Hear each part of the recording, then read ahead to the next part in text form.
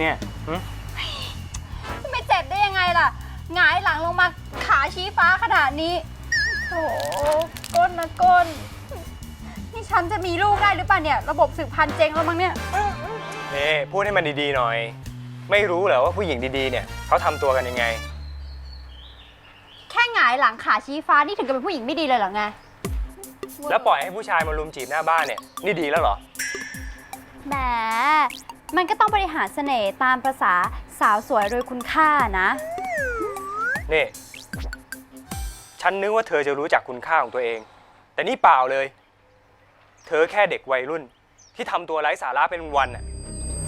นี่คุณฉันเป็นดอกหญ้านะไม่ใช่ดอกบัวที่จะต้องมีคุณค่าให้ใครคอยมาบูชายกย่องเนี่ยแต่ก็ขอบคุณมากนะที่อุตส่าห์เดินมาเตือนฉันเนี่ยซาบซึ้งในความห่วงใยของคุณจริงๆแต่ไม่เห็นจะต้องด่าแรงขนาดนี้เลย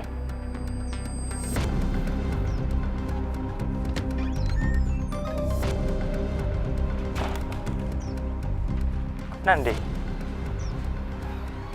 จะโมโหทำไมวะ